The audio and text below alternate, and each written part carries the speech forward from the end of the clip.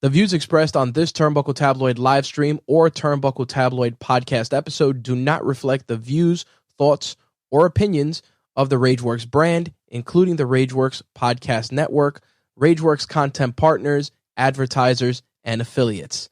Viewer and listener discretion is advised.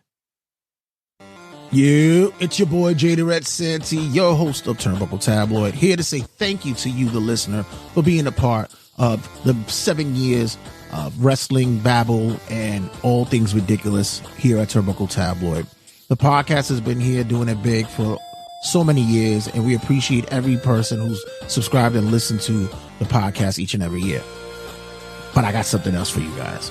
Yeah, we've been doing it up different this time of year.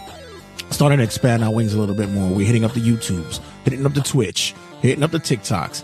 Yeah, boy, hitting up the IGs as well. We're doing live streams there, and I want you guys to be a part of it as well. It's going to be exclusive content there. So what you don't get on the podcast, you'll get on the live streams. So it'll be great if you guys like, subscribe, began following all those social media websites for Turnbuckle Tabloid, and believe me, you will not miss a thing. Catch us there.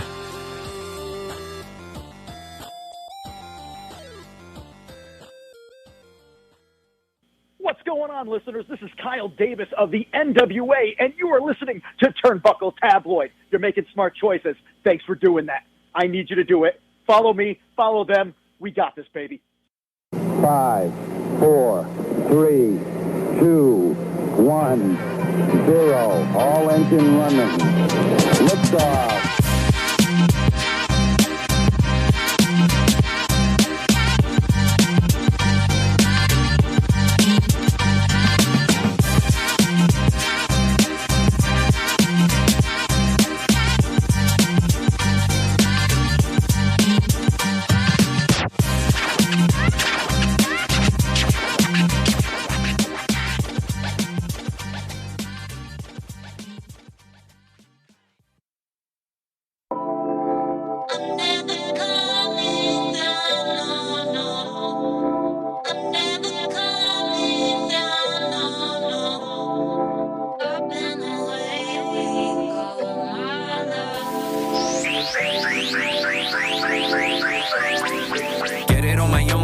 Like a team, yeah. Tunnel vision got a nigga stepping out of dream head. See, it's my time, so you niggas gotta lay low. Feeling like the word of God, whatever I say go. Get it on my own, see, I'm moving like a team here. Tunnel vision got a nigga stepping out of dream. See, it's my time, so you niggas gotta lay low. Feeling like the word of God, whatever I say go. As I look around, I see my circle getting smaller. Niggas come and go once I task a little taller. But I can't take it personal, cause you built after saying word to who. But actions always speak louder, fuck what your word is. Too many broken promises and unfulfilled commitments got me questioning the way I'm living. Impossible how I cruise and take control of the mission. Become the controller, how I change when it's time to see something different.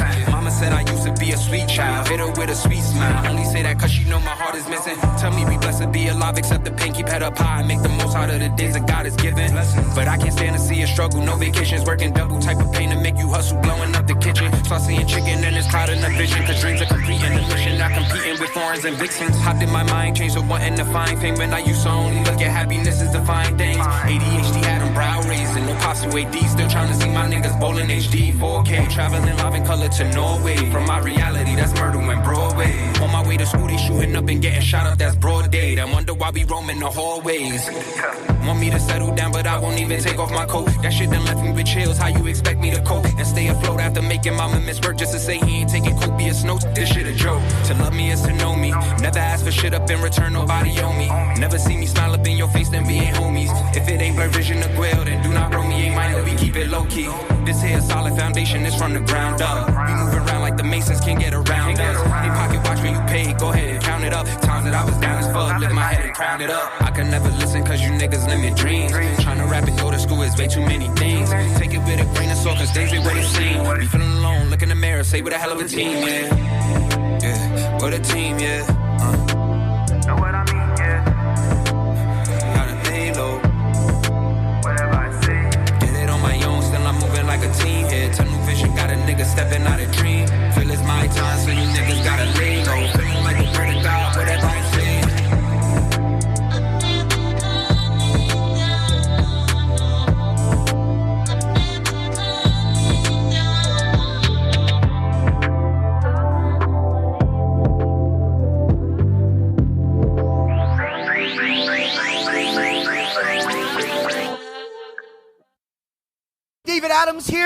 You're listening to Turnbuckle Tabloids. Don't miss out. Give me a fucking mic.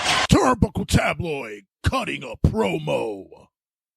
Yeah, what's going on, everybody? Up in the building.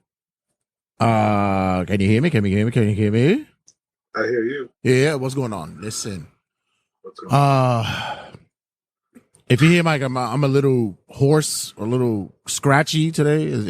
It's been a long conversational day. I was talking all day at work. I came in from work, had a podcast session.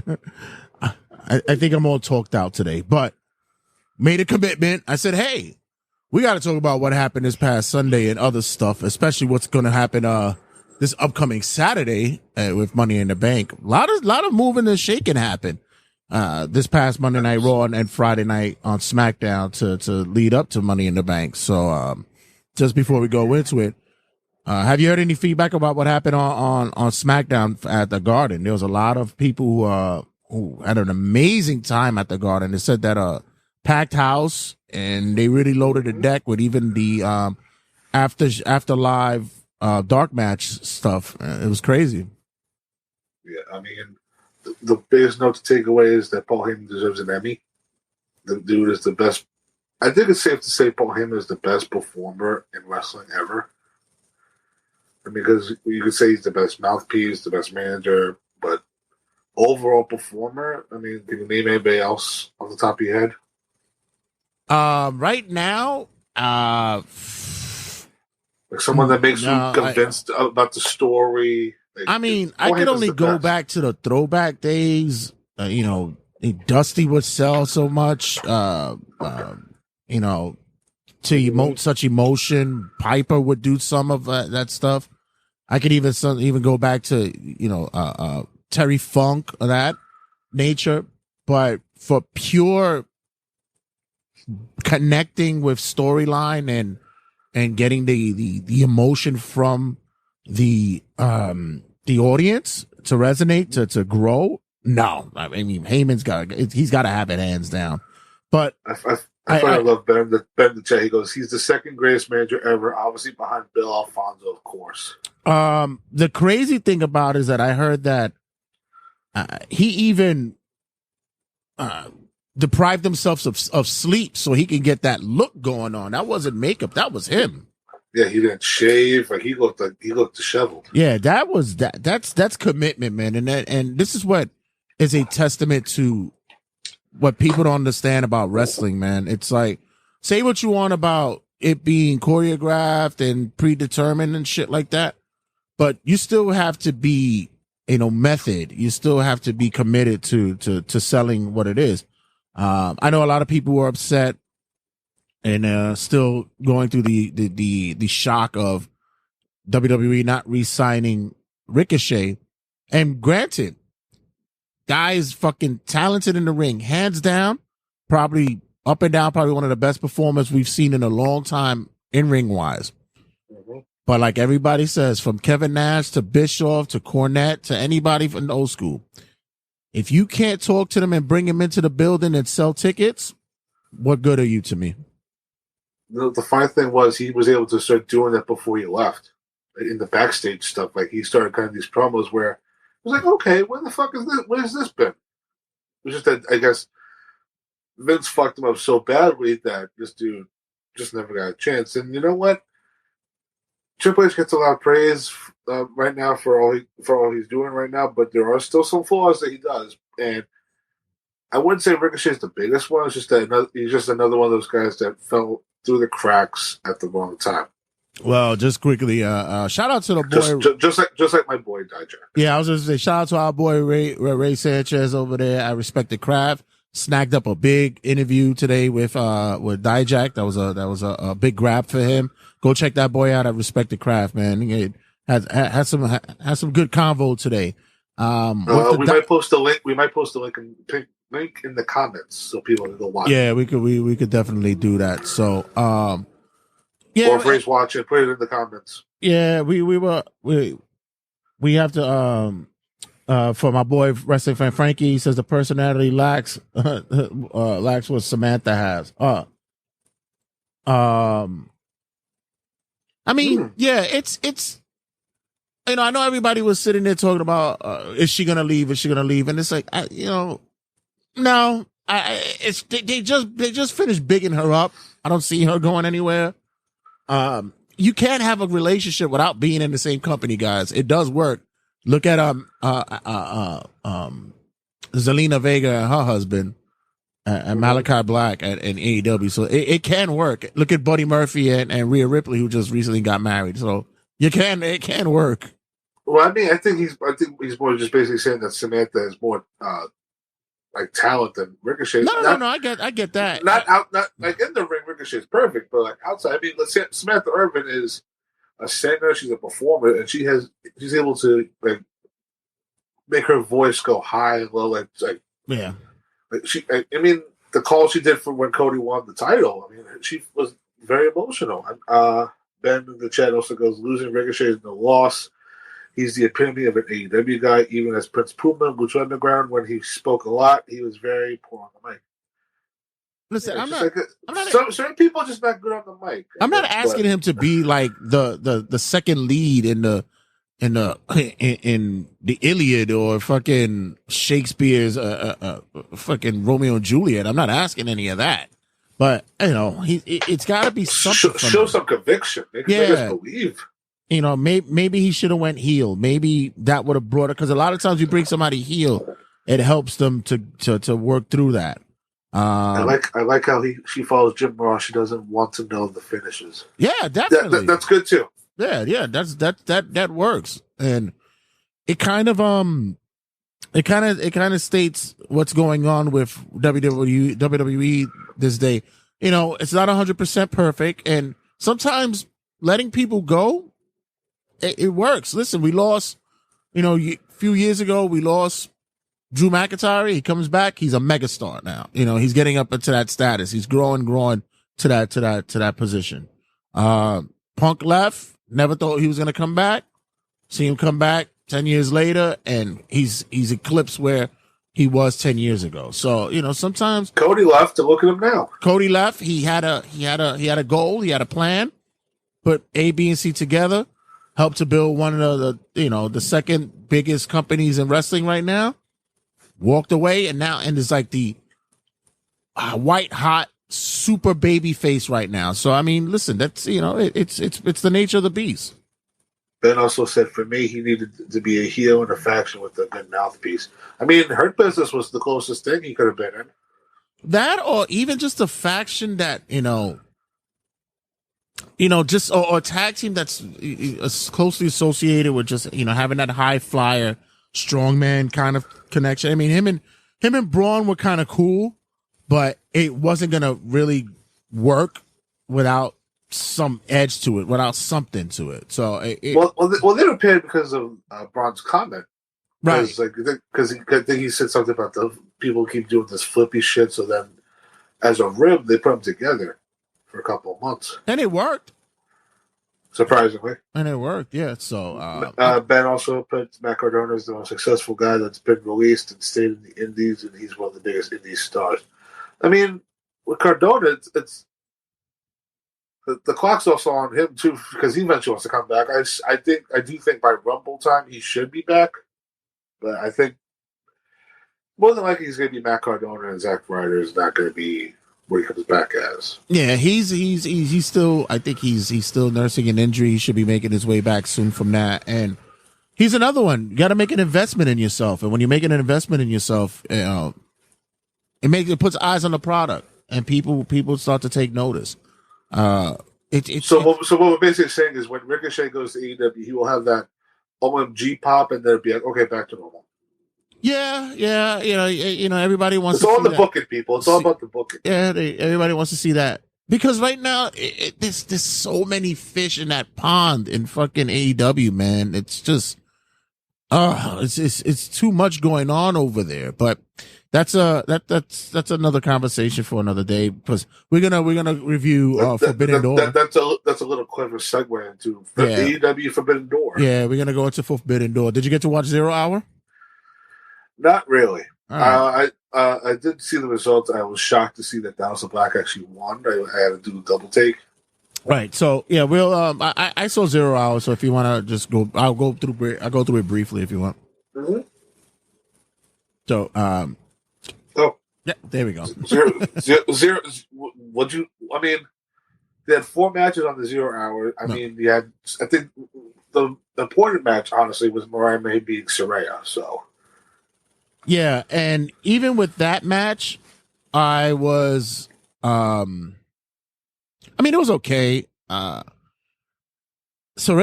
she's just. I think she's another one that's just like. Can I get out of here? Yeah, this isn't working for me. Although I got my brother a job somehow here. Yeah, this isn't working for me anymore. I don't like it here. Yeah, I mean, they have all this women's talent, and if they ever do women's tag titles, that'd be her future if she sticks around. So, yeah, and then with the return we saw later on the show, yeah, it just bumps her down. It just bumps her down on the card. Yeah. Well, yeah, we'll get to it, but so that House of Black winning. So that was pretty much the 0 hour, but then we get into the actual show. I just would like to say that I want to say it was great to see a great showing by the Lucha Bros and the match that they had. That was actually a fun match. I could say that I was entertained by it. And what the fuck was the reason for having Kyle Fletcher and Serpentico have a match? I mean, when no one in the building. That was what a waste of fucking time. What a waste of space. By the way, did you see Kyle Fletcher lost the fucking Ring of Honor TV title to Atlantis Jr.? Yeah, and this is what I'm saying. It's like, what the fuck was this about? Like, I'm with the whole Forbidden Door cross promotion stuff. I'm with it, but they're fucking this Ring of Honor thing up so badly. Yeah, it's a joke. They're burying themselves with this, but I don't know, man. This is that's another kind of promo type thing. Definitely. So what we got? We opened up with the hometown hero MJF first. Oh god, here we go again with this name, Haichiro. Hechicero. I mean, we had MJF. It was. I'm in two minds about this. I thought it was weird that they opened with this, but considering that he was the hometown boy, it made sense as well. But I mean, I looked at this match. This was fine. MJF, as far as people's doubts about how he would be, I mean, he had the Roosh match, but also this. He looks perfectly fine. Yeah, I kind of got nervous. Kind of got nervous when he went into the crowd to crowd surf for a little bit. It kind of had me. I had some PTSD thinking about CM Punk and shit. I was about to say the same thing. Didn't Punk start doing that after he won the title and then he broke his ankle? Yeah, I got a little nervous from that. But nonetheless, before we go move on into it, I was pleasantly surprised that the first few matches didn't go over 20 minutes. I was very happy for that. I mean, remember that was a thing for the old school Ring of Honor when Jim Cornette said, "Motherfucker, stop wasting 20 minutes. That's the main event time. Right. You just open the show." So yeah, so MJF and Hechicero had it was. I mean, it was what it is. I guess you would say it's a prelude warm up match for MJF. Something to pop the crowd to get in the building. He pulled out a Panama Sunrise in here, so I guess it's a shot at Adam Cole again. So we'll see if that's gonna show its face again. And by the way, I just want to go back to one person on the 0 hour, Gabe Kidd. I'm assuming you've been hearing or seeing all the clips about him from New Japan. What do you think of him? I like him, but once again, they kind of go hand in hand to me. He kind of reminds me of El Phantasmo as well. At the same time, they kind of, I don't know. It's kind of come on. Of all the people to compare him to, Kid actually has like when he talks. Like I'm interested to hear this man speak. I don't know. It's also kind of reminds me of Marty Scurll a little bit. I don't know. I mean, he's cool. I mean, he's all right. You have horrible comparisons. All right, whatever. I mean. I ain't wrong. I'm not wrong. I'm never wrong. So okay, Brian Alvarez. So we had MJF winning the opener. Then we had the Elite and versus the Acclaimed and Hiroshi Tanahashi. So we had Okada and Tanahashi in the ring for the first time in AEW. So Max Caster's rap, where he just called Okada and the Bucks a bunch of bitches, just over and over and over again. And I predicted, he did mention the debate, so there was a mention of that in his rap. I mean, I got the bitch reference because that's what Ben Okada's been saying lately. So, I mean, that's what he's referring to. But he also said like how bad Okada's booking is. Just oof. I kind of felt that as soon as his rhyme went a little bit too long, I was like, yeah, they're gonna lose today. So they're gonna lose, and they did. Yeah. What'd you think of when Tanahashi and Okada stood in the ring and they chanted "Holy shit" before they even touched?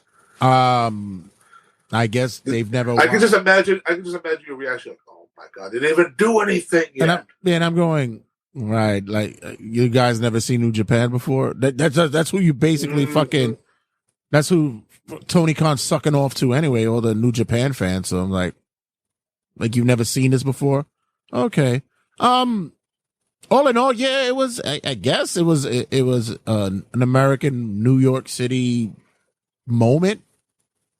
I didn't see anything special about it. Yeah, we had Okada win with the Rainmaker on Tanahashi. So the New Japan president falls in the 6-man tag. Yeah, but yeah. We had our first best match of the night so far. Bryan Danielson over Shingo Takagi. Great match. The back and forth paced well. I kind of was shocked by the finish, especially with how it happened. It was I guess a verbal tap. I thought it put both men over. Takagi looked massive in this match as well.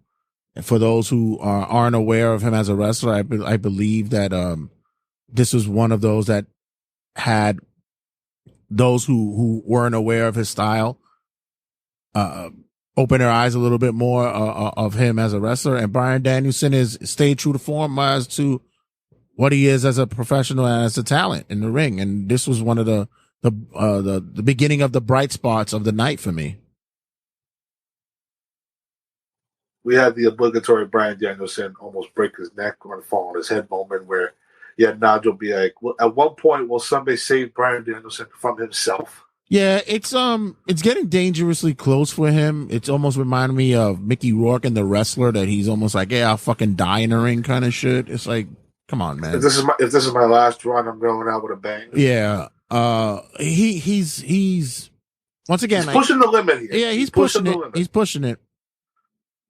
I mean, also too, I don't know if you noticed, but when Nigel McGuinness is on commentary for all of his matches, he has such disdain for him.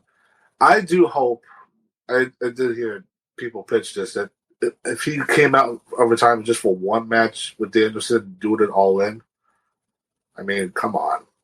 Like, it would be, I don't know what that match would look like, but I mean, Danielson's been put on banger after banger, so I won't be surprised. Got a comment on IG, Aftermath Pro Wrestling Podcast. Great show. We were at the USB Arena. Bryan versus Sabre. Stare down, slowly started cooking. Great match. Yeah, I mean, there was a lot going on with Bryan Danielson and what's the possibilities going down the line. There's some had said that he's doing the Cody thing where he's mentioning that he's not looking for any title run.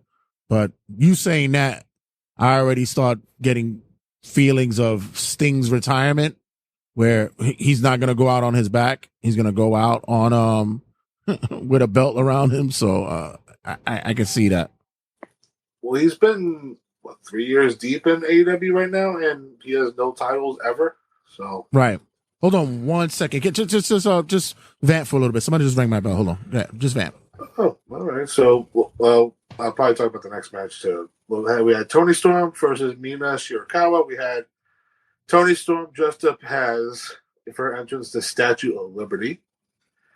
We had Mariah May, who was a major factor in this storyline, pretty much the whole build. She was in both corners. I want to see the chat for this one because Mina Shirakawa, I thought, impressed me from the word go. The same with Stephanie later, but I don't know. Let me see the chat on this one. Hashtag ROH needs got to more definitely. Love Nigel McGuinness, one of the greatest feuds between him and D. Bry. Yeah, I do kind of hope that at least definitely All In would be something special for Nigel McGuinness, especially if this is D. Bry's last run. Might as well go out with a bang. But yeah, NJ's back. Was it important? Yeah, sorry about that. My one of the prizes for our raffle / bingo game just came in. Ooh. Guys, if you're in the New York City area and you're gonna be watching Money in the Bank this Saturday, come over to the Seneca, man. I know Money in the Bank. Right? Come over to the Seneca, man. We're doing a viewing party there. Raffles, bingo. We'll have a good time, man. Check us out on all the socials, and you'll get the information there. And, it worked so well for Mania. We're gonna do it again. Oh yeah. We're up to Tony Storm and Mina Shirakawa. I was saying that Tony Storm, her entrance, she was dressed up as the Statue of Liberty. Yeah, I kind of like. You figured? Yeah, I got it. What'd you think of Mina? And stuff. I thought she was good. For me to like see maybe a handful of her matches, I thought she was really she worked really well with Tony, and I thought she had some good spots there. You know what the weird thing was going into this, that like you had like your Dave Meltzers and Brian Alvarez talking about how charismatic she is and all this other shit, and then like I think in this match I finally got it because you just had the promos of her like shaking her tits and like dancing and all this shit on social media, and then it's like, oh, like she could actually wrestle, and I knew she could wrestle, but like this was where like it finally clicked, honestly, for me. But we had Tony Storm, no surprise here. But then we had the whole big group hug at the end of the match. Right. So, I mean, with what they announced later on, I do hope we see more Mina. But also the other thing, too, is that there's a lot of fucking women on this roster. Yeah. And if, like, where the hell's Camille? Where the hell's Megan Bain that these two alleged women are signed to this company? God only knows when they show up. All right. Aftermath Pro Wrestling Podcast says about Bryan Danielson. He may not necessarily retire, but he could segue to part time and maybe does some short change and who knows. They're definitely building up for Storm and Mariah May. Also, that Tony's killing it. I don't know if he's killing it, but I know that for the pay-per-views, they were kind of getting a little lackluster for a minute, but so far with Forbidden Door, I know Good Dad Angel, aka your girl's favorite referee, was not pleased early on with this show, but it was building up to something. As for yeah, hold on, let me pull up the message. Let me go back to Sunday because once the show started, he was like, "Ooh, okay." Yeah, this pay-per-view is whack. He said that at 9:30. Yeah, exactly. They can't become on attraction, maybe. I don't know. I as for the match itself, you had a big build up to possibility, some tension, something going on with the three of them. Mariah May having to, choose between her two friends, quote unquote, whatever you want to call it. At the end of the day, she really didn't choose. She just let them fight it out, and Tony won. Right. And then we had our, moment at the end. I guess they were going for like a romance kind of angle. That's what I mean. Like the build-up was so weird because it was like you had like each woman trying to put like Mariah on her tits. You know, it was just like Mariah be like, what do I do? It's like the world title is on the line here. Let's not forget. Correction by Aftermath Pro Wrestling Podcast. He said Tony Storm is killing it. Yeah, she is. She is. She's probably one of the most over in the business in wrestling right now. Yeah, she's her matches are solid. It's just that the build-ups half the time suck. Yeah, because of one-offs. And this was the only one that this would have Thunder Rosa and Serena Deeb. This match had build-up, and the match delivered as well. So, shout out to our boy Respected Craft. He's in the building. Yo, good job, Ray, man. That was a big grab for you, and you did some big work over there, bro. Big shout out to you, bro. Put that link up in the comment section, man, so that people could jump up on it, man. So everybody could check you out with Dijak today. That was awesome, brother. Absolutely.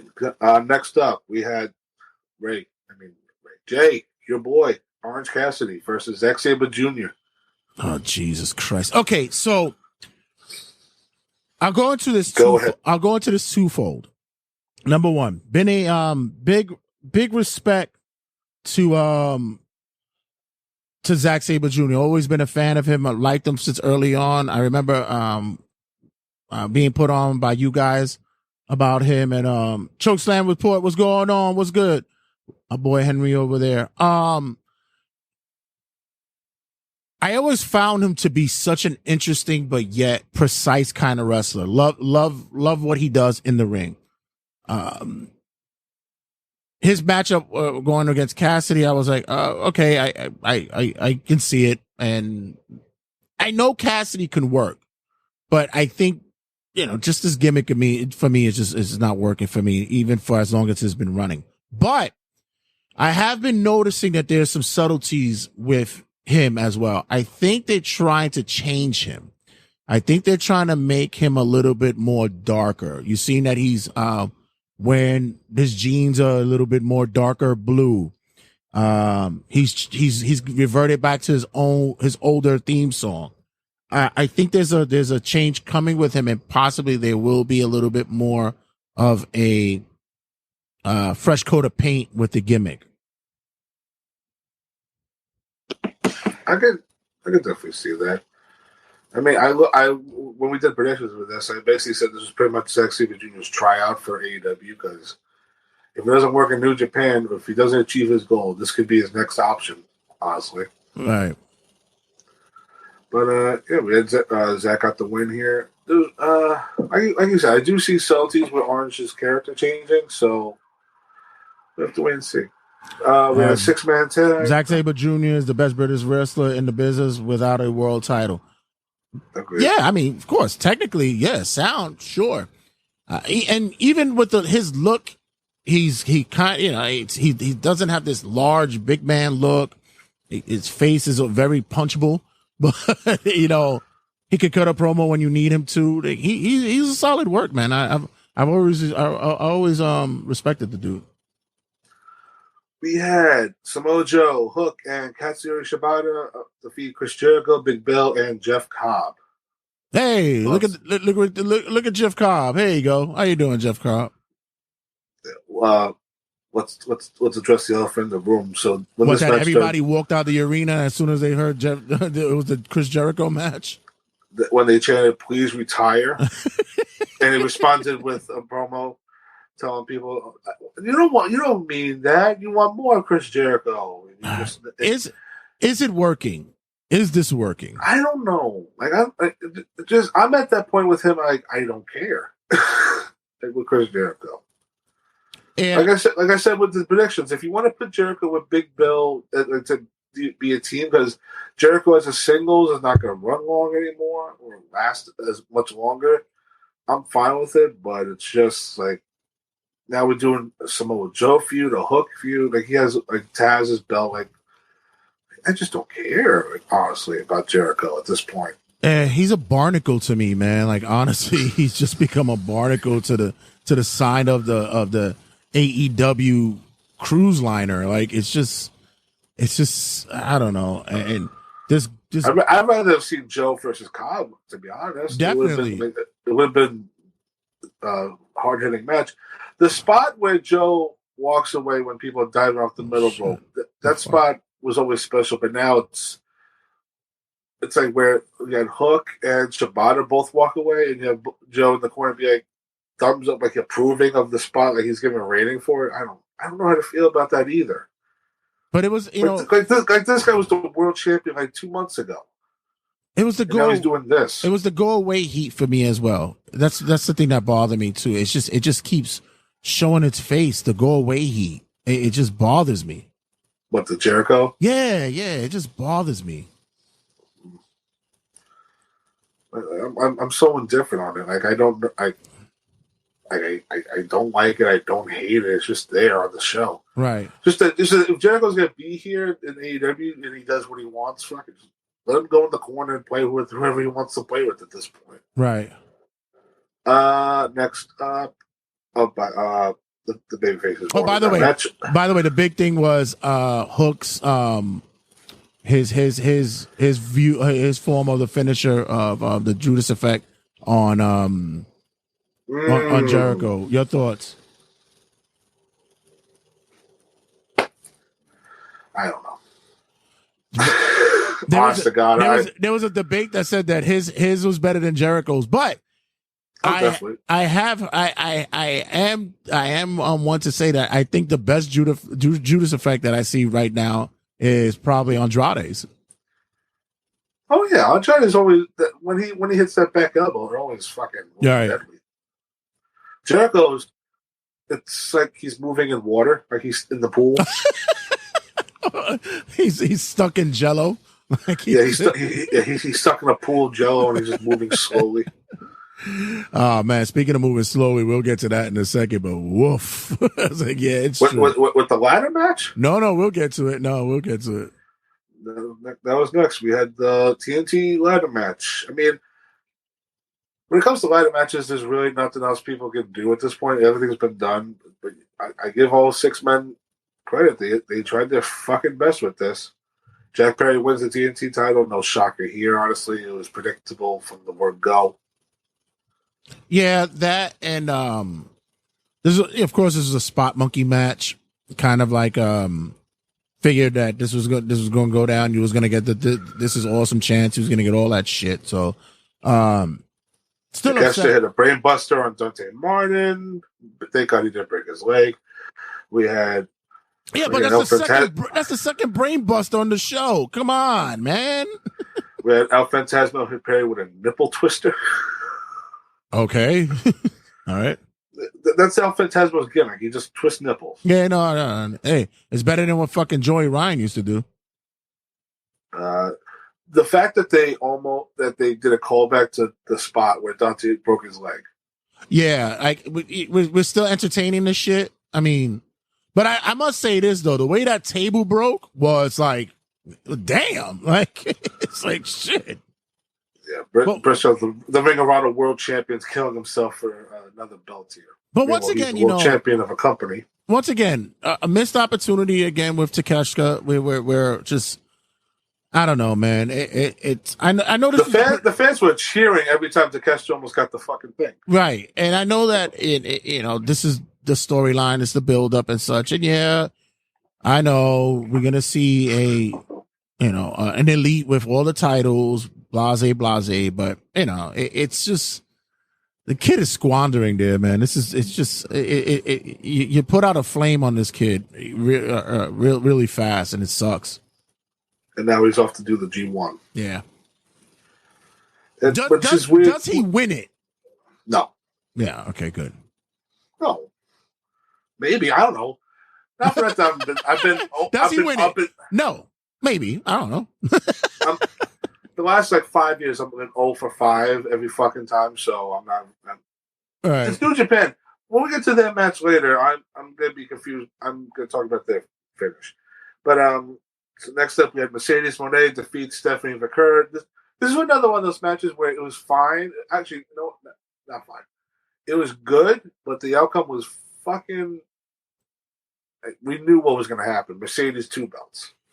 I will say Stephanie McCurd was impressive. Yeah, that's the one who shined on there out of this whole match. Yeah. She was the one that made this whole match. she was doing springboards to the outside. Like, she looked fucking impressive. Yeah, Stephanie McCurry was the one that made this whole match. I don't care what anybody says about, Monet having 2 titles and she's the face of the women's division. It says, no. Vakuri's the one that needs to come back. She's the one that needs to be the star here. Yeah, what's your usual? Every time we do these reviews, what's your usual complaint about the women? They need to wrestle like wrestlers. Wrestle like the men and run the ropes like you're supposed to run the ropes. And she did all that. Yeah, she took those ropes and was fucking flying off them. Yeah, I mean, the sun don't shine, but when the sun shines, it'll burn. And that's what happened with Monet. But Jesus, Vakura's the one that was here that really needs to get more attention, and hopefully she gets more eyes on her as well. It was interesting too, because once Mercedes was doing the Guerrero suplexes, she got booed. I get it. Everybody loves Eddie Guerrero, but there's a certain point where I think fans now at this point are just like, enough already. No, I think what it is, it's Conan kind of put a fucking a cigarette and put it out on that shit where he mentioned, not everybody should be doing it, especially if you don't have some kind of Latin background and shit. And I'm like, come on, man. We're paying homage. We already had conversations before last week about, Jordan Grace paying homage to Taz, and I guess he didn't get it. And, that's all it is. It's just paying your respect. Hell, fucking Monet will pull out a frog splash from here on out. Like, nobody says shit to her. Yeah. I mean, she also, Mercedes didn't get booed here because we're in New York, and she got fucked the Celtics chants at her. Right. So, but the big story is what happened afterwards. So Mercedes was celebrating with her 2 belts. And then the doctor comes in. Dr. Britt Baker makes her return after a full year of being gone. Pretty much a full year. Right. I mean, I wished I called this. I called this last month, but you know what? Thank God you're back. Hey, this women's division needs people. Welcome back. They need stars. Yeah, we got to put something over. We got to put something happening. And what better way to bring Britt Baker back for the TBS title? I mean, honestly, it's better than nothing at this point. I guess, yeah. But now we're going to get those dueling chants of CEO versus DMD. Exactly. And that's exactly what Tony wants to book. That's exactly how he wants to book that. That's the dueling chant he wants to hear at Wembley. Yeah. DMD, CEO. Whatever. We had Tetsuya Naito versus Jon Moxley for the IWGP World Heavyweight Champion. Oh, this match broke my heart. It broke my heart. Moxley didn't come out to Wild Thing. He came out to Death Rider instead. I don't know. What'd you think? Maybe it wasn't the moment for him to use Wild Thing, I guess, but also Naito, if my favorite, if not my favorite of all time in New Japan, but he looked so out of step here in this match. He was so he's getting old. Slow. Yeah, you seen it, and I mentioned it last episode. He's getting at that point. That time is happening. We're getting there. So, but there was nothing more prevalent to see than on this card and in this match that he was so much out of step in this match. And Moxley didn't help either because he wasn't in tune either. So there's a lot of controversy with this match. So let's just get straight to it. So Red Shoes was the referee, and he slow counted Jon Moxley. Fans turned on the referee. Fans came back. Yeah, but the slow count and the chair spot when he moved the chair, kind of was like, what difference does it make if he'd have hit the finisher anyway? He'd have been out, even if he didn't hit the chair. He should have been out. Yeah, New Japan titles can change hands via DQ. So right, so. But this was just a spot anyway for Moxley to step aside and have Naito regain the title and just I guess I was actually shocked Naito got the belt back. He won with the Destino. Yeah, I even that he couldn't even pull that off as smooth as he used to do. It's not looking good, man. Guys like him, Ibushi, Tanahashi killed themselves for so many years. Yeah. In New Japan just to get the brand over and get themselves noticed as well. Just that now it's catching up on them. Yeah, definitely. Hey, listen, Okada's still. Well, he's still young. He's still young, and he didn't kill himself like these guys did. Yeah. But it's just kind of sad to see Naito like this at this point.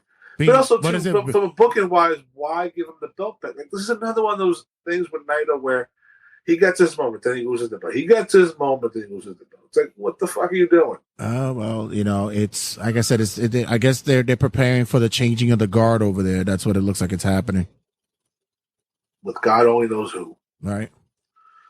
Then we had our main event with Swerve Strickland versus Will Ospreay. Now, as before we went live, there was a Fight with Full report where apparently this match was made because on Will Ospreay's request, and also too that he didn't want the stigma of like, oh, we have to do this match at All In just because he's going to drop the title to me at Wembley type thing. He's such a good guy. They still painted each other. They still painted themselves into a corner. I'm sorry to say it. Yeah. Match wise, great match. Excellent match. I take nothing away from that.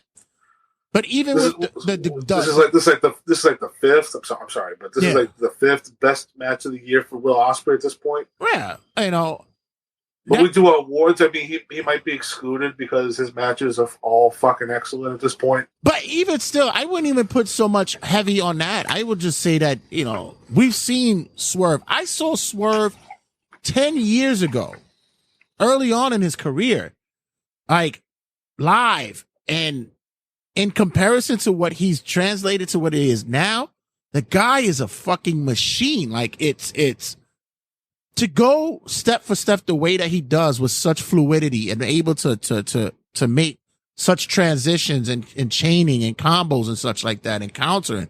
It's a testament to the work ethic. And with Ospreay, it shows that, that they were good, very, very good dance partners with each other. I thought Swerve played a lot of the heavy here. Honestly, the double stomp into the announce table. Jesus Christ! Yeah, that was it was insane. And at the same time, I say I could have done without the Don Callis interference. I get where they were going for it. Yeah, let's talk about this because people got very mad about the right. So Don Callis came out with a screwdriver, told Will kill him. Then you had Nana interfere, well, basically save Swerve by just attacking Don Callis. And then they've been telling the story with Will that he's not doing the Tiger Driver because he dropped Bryan Danielson on his head. So he goes, I'm not doing the Tiger Driver anymore. Right. So instead of using the screwdriver that Don threw in, Will goes, he screams Tiger Driver, and he's about to do the move on Swerve. Swerve counters, just reverse after another, and then Swerve hits his finish, and then Swerve retains the title. You scream out what you're going to do and the person's not going to counter it. It's like, come on, guy, really.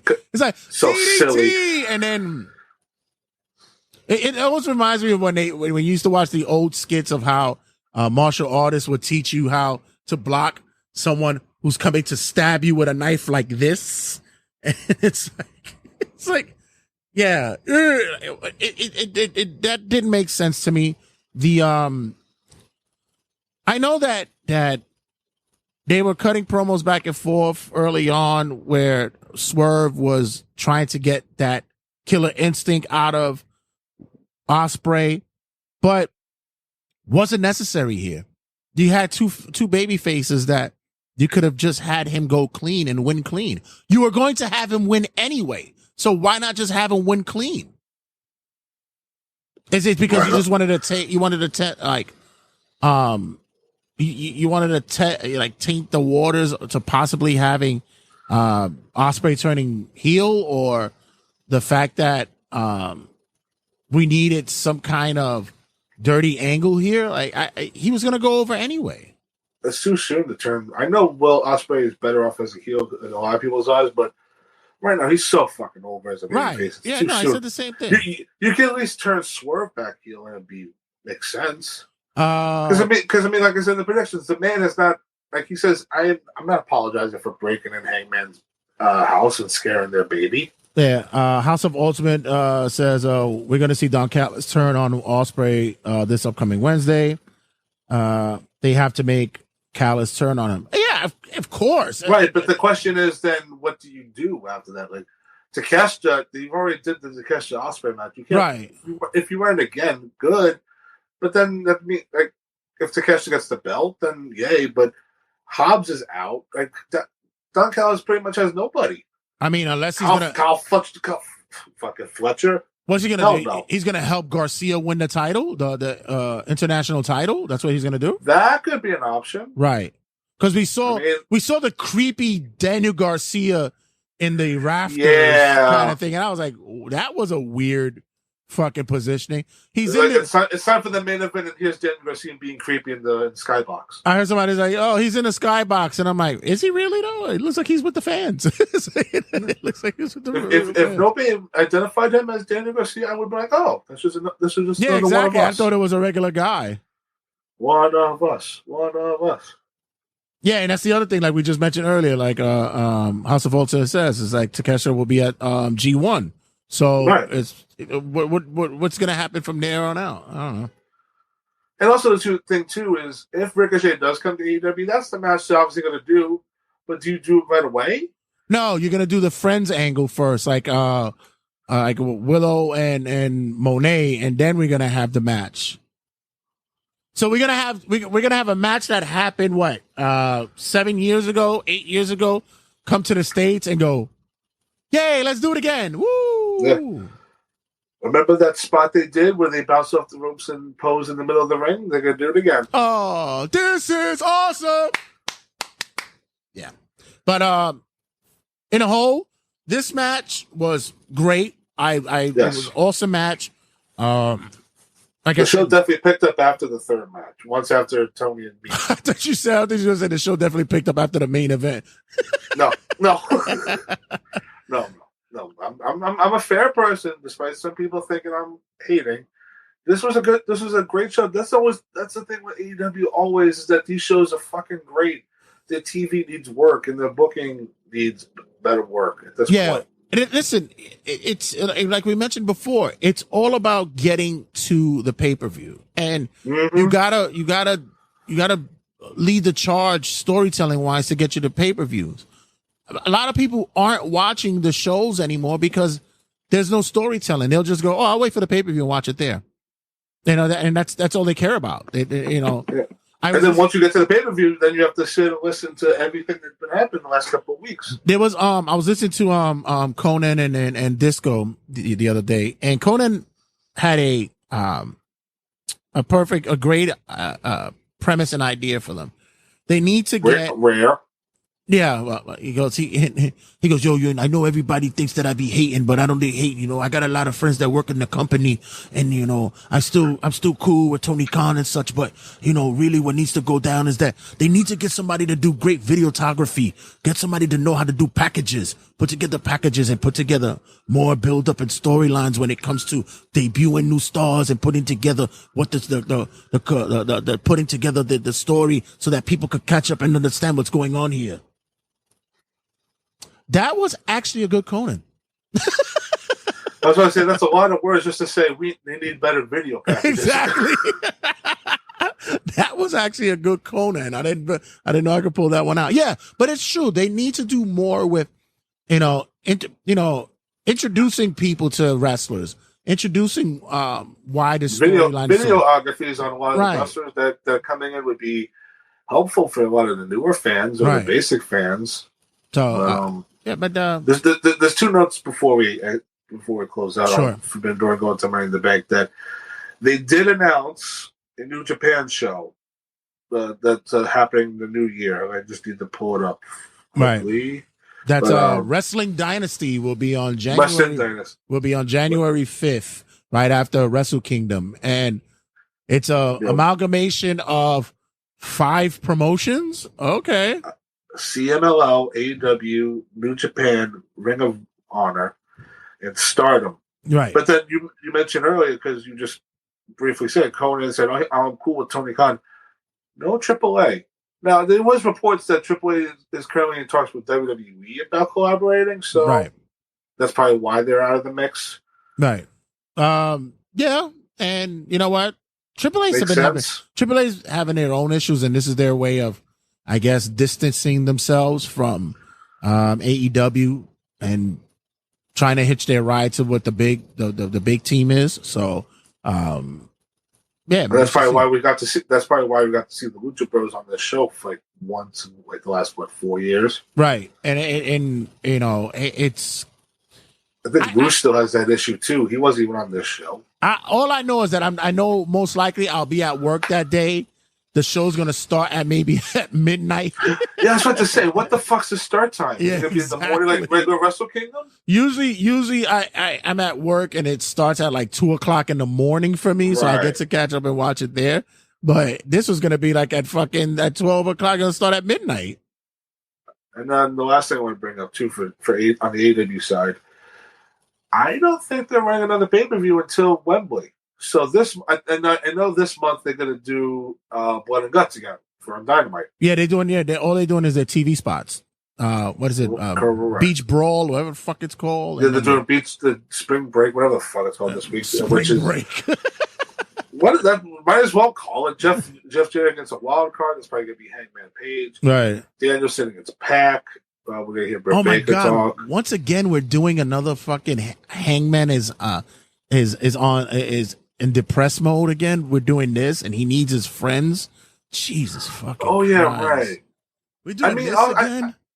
Meanwhile, if he was going to be the wild card, we wouldn't air a video for him, right? Unless the wild card's somebody completely different. Right. It has to be because I mean. Now, are we going towards Swerve and Hangman 3 for Wembley? I guess because they want to unify they want to unify all the titles with the Elite. So why not do it that way? So then, for Blood and Guts, the team it's obviously going to be a team AEW against the Elite. So 5 against 5. So what is the title that that Okada has?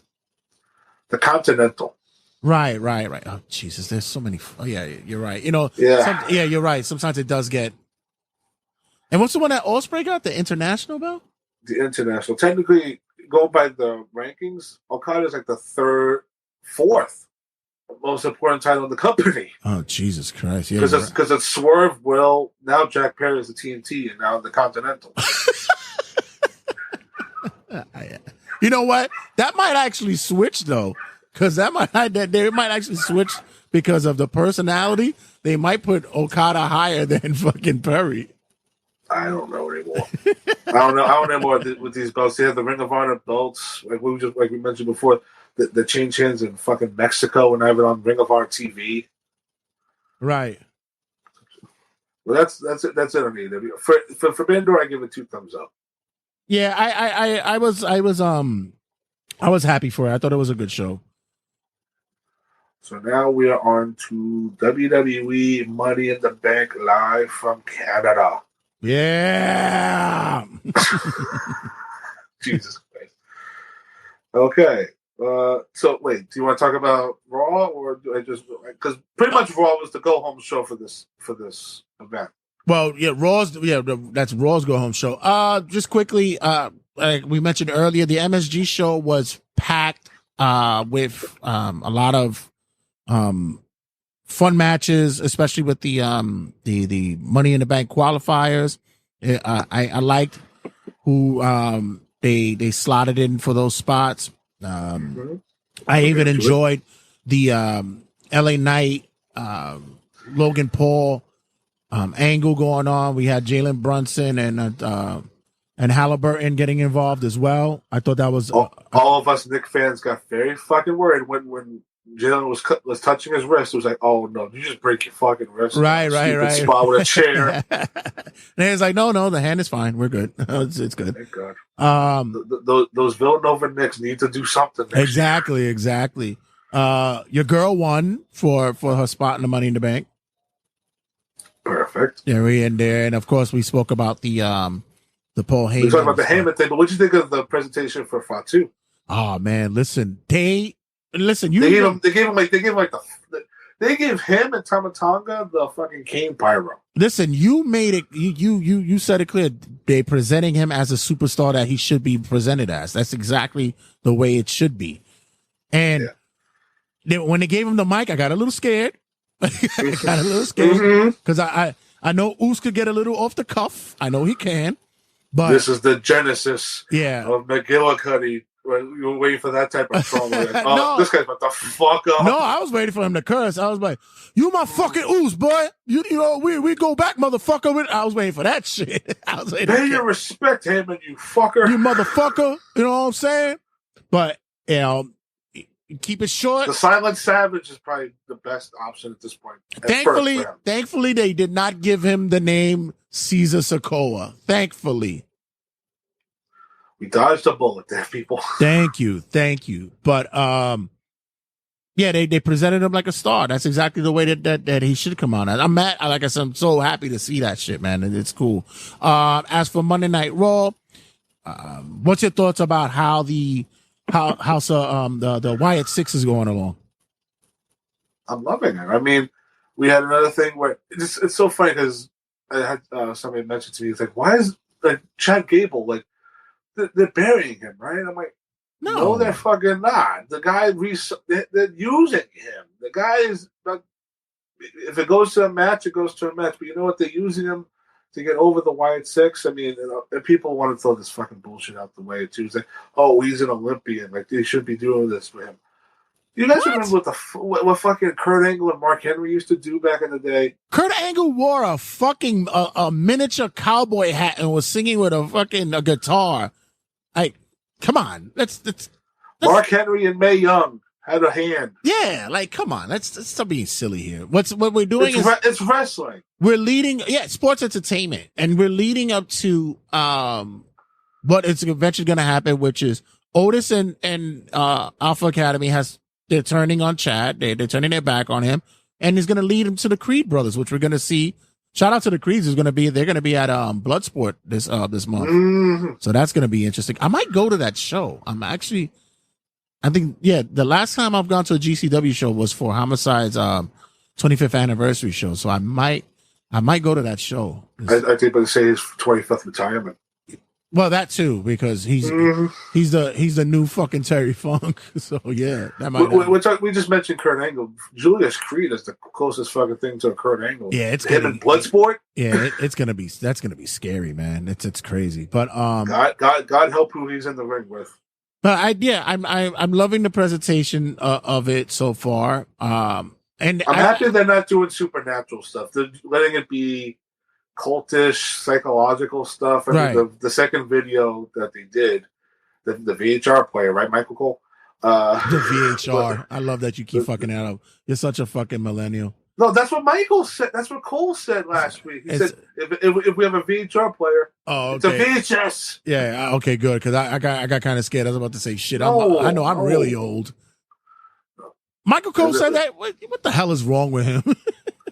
I mean, when you have a scary woman in a bride, like a dead bride gown or whatever the fuck it's supposed to mean to. I mean, she's supposed to be Sister Abigail, Nikki Cross. Right.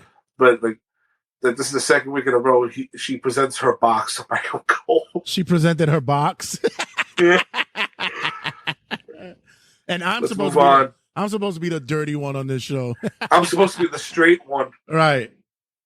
But, no, I mean, it's slow. It's I'm kind of hoping we get Dexter Lumis, Joe Gacy, Nikki Cross as promos, but more than likely it's probably going to be spoken by Bo Dallas. This is basically Taylor Rotunda talking to us, telling us how he feels. Finally, like I mentioned before in cutting a promo last week, check out last week's episode. We got a Bo that's not the snarky, sniveling,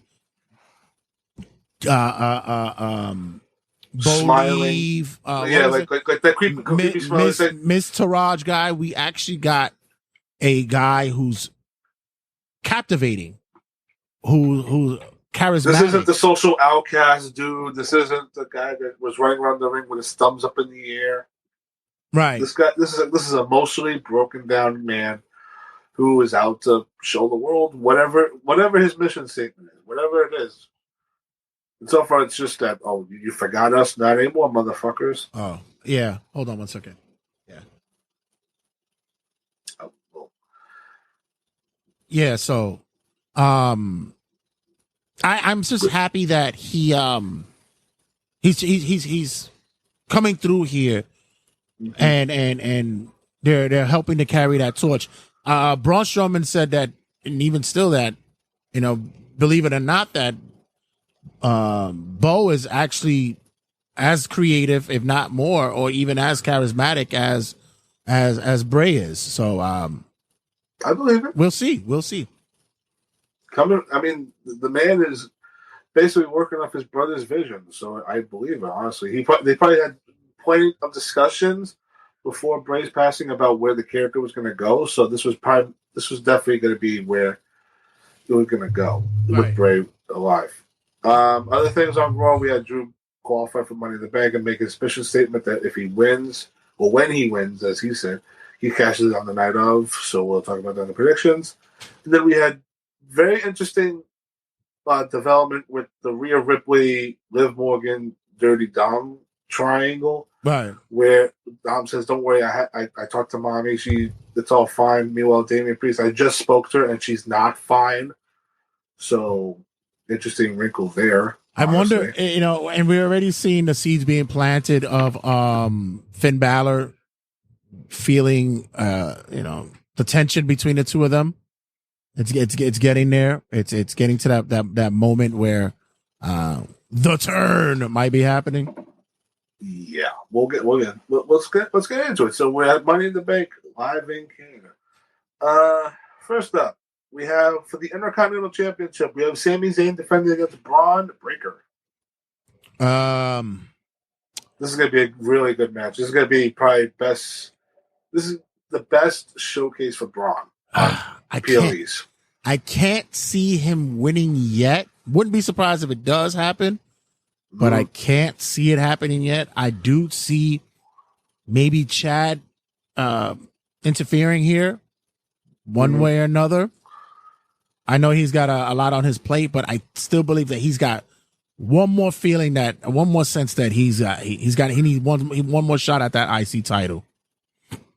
I think it's like a mixture of him and Sheamus too, because Sheamus also has the thing where he wants to be an Intercontinental Champion as well. Fatal 4-way on SummerSlam? Probably. So I have Sammy retain here. It's Canada. As much as I pitched last month for Chad to win the belt in Canada, I mean, let Sammy have the hometown win here. I think it's too early for Braun. I think let Braun cause like a DQ on himself. He's out of control. He can't control himself type of thing. But yeah, this is going to be Braun's best showing. This is what he's too beloved right now. We got to draw some heat on him. We got to make him. We got to get some real. Yeah, remember this is the dude that killed Ricochet, right? And people are barking with him. Exactly. Yeah, I go Sammy here, but there has to be a little bit more going on to this. Yeah, I do like the idea though for Braun, Chad, Sammy, and Sheamus at Fatal 4-Way at SummerSlam. All right.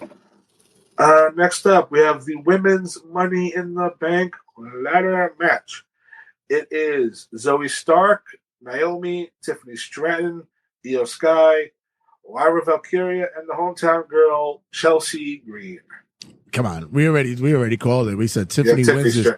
She's got to do something with that bag with the Money in the Bank case. Make it a purse, make it a handbag. Yeah, exactly. And Chelsea's in this just because she's the hometown girl. So yeah, when she got in, I was thinking, they're not going to have Tiffany in. I said, please, you can't have two blonde women in the match. I said, please, if we can't have her cash in and make it the Divas belt. We're not doing this. We're not doing this. Or like have her cash in and fail. Right. Because also too, with the women's Money in the Bank, it's always been the winner gets it and then cashes in the same night. With this, Tiffy can actually go a couple months with it. Maybe by Survivor Series or Rumble time she cashes in on it. So we have to wait and see. Well, remember, EO carried it all the way to what Backlash was, right? Yeah. So or SummerSlam. Oh, was it Summer? Yeah, SummerSlam. Yeah. But next up, we have the men's Money in the Bank ladder match. We have Jey Uso, Carmelo Hayes, Andrade, Chad Gable, LA Knight, and Drew McIntyre. I will say this field is very interesting. You have a lot of mix of great guys in this match. It comes down to three people, honestly, for me. It comes down to Jay, LA, or Drew. Okay, so LA's got a few with Logan, so let's rule him out. I think give it to Drew. I don't see Drew getting it. I actually believe that Punk is going to screw him over. Again, I think he'll screw him over. He'll pop up, push him off the ladder. He won't be able to get that spot. Jay, I mean, how much shenanigans are we getting this? It's gonna. This is a rivalry. This is gonna be a blood feud for real. Not only this, but like, we're gonna see Logan Paul push LA Knight off the ladder too. Is Uncle Howdy and the family gonna be coming out, chasing Chad out the arena? By the way, that's part of the bingo as well. the Wyatt Six pops up. Put that on your bingo card. Perfect. I was thinking about it too. I was like, that needs to be an option for the bingo. Yeah, it's there. I'm gonna say.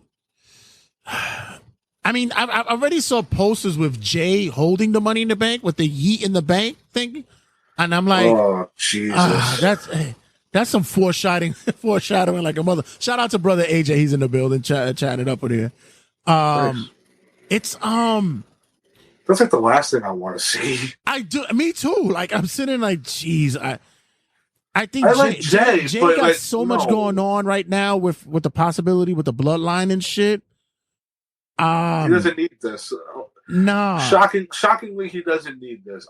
Here's the thing. I would give it to Drew, but I want to do the screwing here, like you said. I would do the screwing later. No, I have a feeling it'll happen again here. Shit. I will not be surprised if fucking Gable pulls out a win here. I kind of like this underdog look, man. I like it. Although I would not be surprised if we do see two shocks that go on here. And it's because of where we at on the shows. It would be fun to see Carmelo. It depends on the order too, on the matches. If you give it to Carmelo or Andrade, that means they have to hold that briefcase for a long time until Cody relinquishes that belt. That's that. But let's be real here. These two are just in there for the spot fest. Oh, definitely. They're not winning. And please, the guys won the fucking speed title. Can you at least bring it on TV so everybody knows what the fuck it is? No.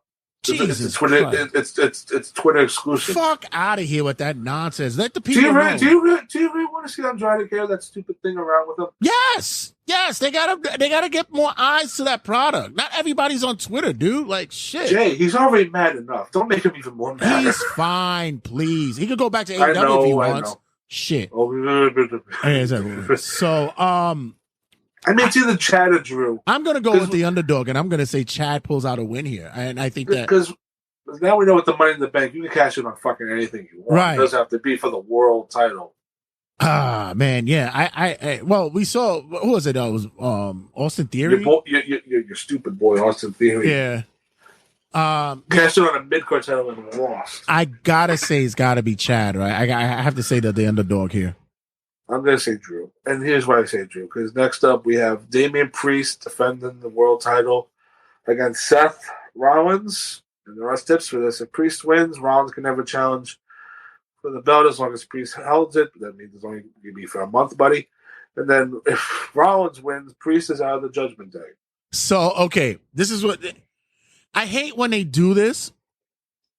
I think the men's ladder match opens the show. Right, the men's ladder match will open. But I hate when they do this because if Drew wins, then he's not going to cash in because that's when Punk will screw him again. He's going to screw him over there. Well, thanks for taking my prediction. No, because here's what I think. I think Drew does win the briefcase and then cashes in mid-match. And then you have a moment where Drew hits the Claymore on Seth. He's about to win again, and then Punk pulls him out, and then them two go off and brawl, whatever the hell they do. And then you have Priest cover Rollins and retain. Yeah. And like I said, with Priest is holding this belt until Gunther gets it at SummerSlam. Yeah, and that's what I'm saying. This is all a build-up for Gunther to get the title. The set step sucks. And the Judgment Day thing, I don't get it either. It's too early. Why tease it at this point? Yeah, it's built. The build-up is going to be that it's for Gunther to win at SummerSlam. That's what we're leading up to. And Drew, I don't like them winning and then not being able to cash in. Like it's a. But no, but if he wins and then cashes in mid-match, it's official. Yeah, but like that's what I'm saying. And then lose, and he won't win the title. Like, yeah, but he doesn't get pinned though. He just gets screwed again. Yeah, I know. And it kind of like Jay, 3 strikes, and then Seinfeld on the cell. Right. Yeah. And CM Punk says, "Thank goodness you're not part of the booking committee." Fuck you, Phil. What else we got? Then we have the main event. I think this is probably going to be ending the show more than likely, but we have a 6-man tag. Cody Rhodes, Randy Orton, and Kevin Owens versus the Bloodline. Jacob is going to be in Canada? This is why I'm saying the Bloodline. Because it's either Solo Sikoa. It's either the 3 out of the 4. Solo, Sikoa, Tama Tonga, Tonga Loa, and Jacob Fatu. Now, for me, Jacob Fatu just debuted. I'm not having him in this match. I'm going to have Solo win the Guerrillas of Destiny in this match. And Solo has to win. Because if Solo's getting the championship match at SummerSlam, he's got to win. And I do think this is where Randy snaps. Like he hits Cody out of nowhere with RKO after the match. Like I do think it's time. Yeah, because I don't see Jacob going to Canada. He still has visa issues. They may do something on SmackDown where they take him out. Right. Hikuleo, maybe. That might be the next. That's the newest Bloodline. Because I do think we're going to get all 5 of them as the new Bloodline by SummerSlam. And with Heyman now gone for at least a month or a month and a half. Right. Him coming out at SummerSlam, clean shaven, looked like he actually took a nap. Uh-huh. And because once Roman's music hits, as soon as that first chord hits, the building will explode at SummerSlam. Okay, so I don't know where I heard this from. I don't know if we spoke about it here or I heard it from somewhere else and such. But Heyman is gone, right? Correct. Gonna need a new mouthpiece, right? Maybe, maybe, right? Yeah, yeah. I pitched to. If you guys say the other person, I pitched MVP. But right, it was you MVP as the mouthpiece for the Bloodline. I think that's perfect. I think that will be a perfect fit. Right. I think that's that. But more than likely, the dude wants out, and his frustrations are real. But if you guys suggest Armando Estrada, because that's a lot of people. Because people pulled up pictures of like him and Jacob together. That's a callback from like, and you know what? I don't even know what he's doing these days. I think he's still in the business, but I don't know. I think MVP right now would fit perfectly with this. It's a perfect call to him. It'd be funny too that he gets to be the wise man of the new Bloodline of the faction that he said, "Oh, the Hurt Business was just the original version of this bullshit." Right. I would love that. Would be a great. And he knows he speaks the vernacular. He'll speak their slang. He's got the swag. He's got the coolness. I'm a big cheerleader and fan of the fact of getting MVP as their mouthpiece. And I mean, right now, MVP, like we talked about when he complained online, like he's not doing anything. And now Omos is doing fragrance reviews on YouTube. Sense of Omos. Yeah, I can see that. Omos is so fucked right now. He's not doing anything, and his replacement Obafemi is in NXT, about to fucking take his spot right from under him. And that's what he should do. He should go to NXT and have a match over there. With Obafemi? Oh, with somebody. Do something over there. That's something entertaining. Listen, if he wants to do fragrance reviews on YouTube, let him do it. The Scent of Omos by Calvin Klein. Yeah, I see MVP slide right in there. He'll be perfect for that. Absolutely. All right, so I will say, Do you think Hikuleo shows up on Saturday?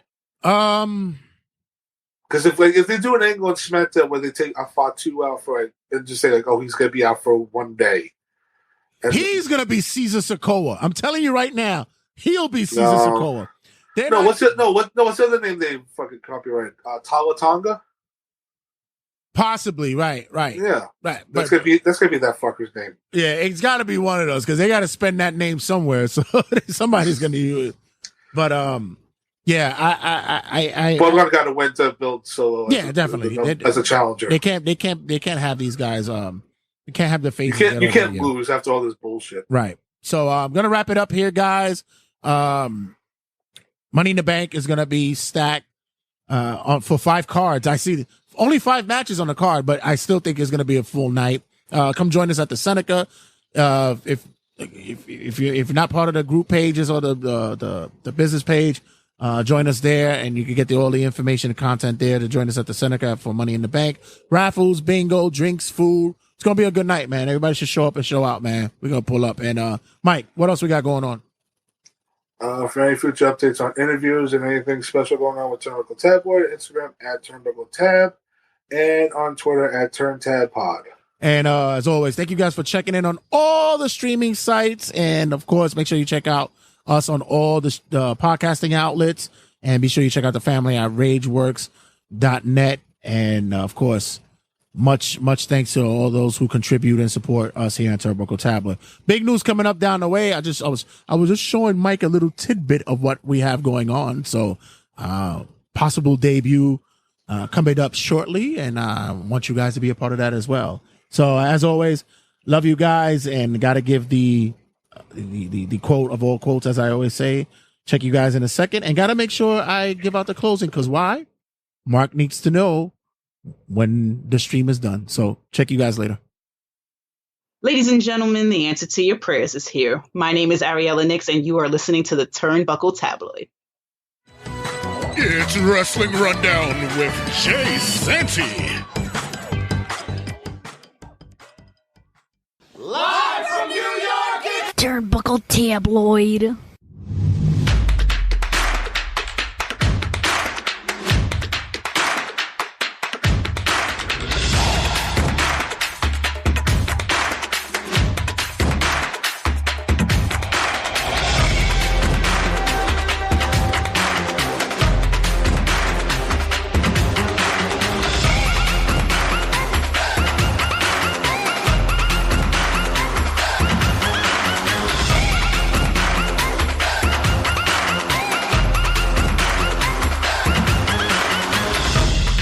What's going on, everybody? Checking in on the 4th of July. I hope you guys are enjoying your day here in the States, and for everybody else across the world, I guess it's just another day for you guys. I guess, I don't know. Me, I would usually sit here and probably barbecue and such, but yeah, not today. Been having some issues with I used to barbecue often on my balcony until somebody recently complained about it. And mind you, I have an electric grill, so it's legal in New York City to barbecue with an electric grill, but apparently my landlord has an issue about it, so I guess I gotta uphold what his restrictions is for now, but I'm gonna find a way. Any case, Wrestling Rundown, ladies and gentlemen. Let me just type in, because I was trying to figure out how to put this link for TikTok. This is a TikTok exclusive live stream. Just trying to get that connection over there as well. I'm trying to broaden that audience. We're almost, I believe, at 2,000. So I want to get you guys more involved and interacting with the TikToks. And yeah, let's get some news. Let's get some wrestling stories out there. Check out this week's episode of Turnbuckle Tabloid. We have our Money in the Bank predictions, as well as our thoughts on Forbidden Door AEW show. You'll be surprised on what my thoughts were about it, and much more. So, as always, I am the Norm McDonald of this segment, and you're listening to the Weekend Updates Wrestling Rundown. So, just to give you guys a update, I told you guys I've been reading, listening, whatever way you want to put it. I can put it as, because I do it as audiobooks, but I've been listening to JR's book, Business is Picked Up. Business is About to Pick Up. So far, so good. It's a very insightful history lesson with JR. He's very insightful and very has a great memory of his experiences through the years of wrestling. I'm halfway through the book, and it's crazy that many of the moments that happen in time, you forget of not only his involvement, but also the involvement of those around and the state of our world when this was happening. So once I'm done with the book, I'll give you guys a full review of that. And so far so good. I'll just tell you that. Next up, if you guys know already, Dijak has left WWE. Contract has run out, and it seems as though that they were in applicable relationship for the release, I guess. Not sure if more on one side than the other, but there were rumors swirling around that there were some within the company that were not happy with how Dijak was behind the scenes. Apparently Dijak was let's just say he was none too pleasant when it came to the sharing of information in WWE. Seems as though that he was labeled as a mole for the dirt sheets. Seems as though that he was, even so with Sean Ross Sapp. That's been discussed. That's a possibility there. So I'm gonna say that kind of sucks. Like, you really don't know. We hardly ever know who is it that gives that kind of insight to what's going on in the haps backstage and such. But when there's a possibility that it's one of your own guys on the roster, sometimes it's done by people in creative, sometimes it's done by handlers and such. But to find out that it's possibly one of your own talent, that doesn't bode well with promoters and such. And if this can be true, well, who's to say that he can be a poison pill for other companies? I will say that shout out to our boy Ray Sanchez at Respect the Craft podcast. That's family right there. Check him out. And he had a very insightful interview with Dijak recently. And you get the ins and outs of what's going on with that, and what's Dijak's plans from here on out. Next up, seems as though that Rhea Ripley, not only did she get married, but looks like her therapy and her rehab is going really, really well. She posted on her Instagram and her Twitter the other day of her grip strength, and it looks like mommy's on her way back. So we might be seeing mommy come back sooner than expected. And congratulations on her recovery, and congratulations on her recent wedding. So a couple of weeks ago, we saw AEW hit their record low of 502,000 in the ratings. Going to elaborate more on that on the main event of this week's show, but We saw them hit a record low, but they bounced back the following week, hitting up to 680. And still waiting on the call of what they're looking at for this past week's Dynamite. This week's Dynamite is very interesting, to say the least. It was the post. It was a post. I don't know. It to me, like I've been saying for the longest, it's the post pay-per-view show. And to me, it always seems like they're doing a hard reset with that show. And there's a lot of twists and turns involved there. I don't know. I guess I'll have to play it out a little bit more. I saw what the possibility is with MJF turning heel again. Since you have such a white hot baby face with Ospreay there, but at the same time, Ospreay could be a little bit of a tangible as well when it comes to flip flopping.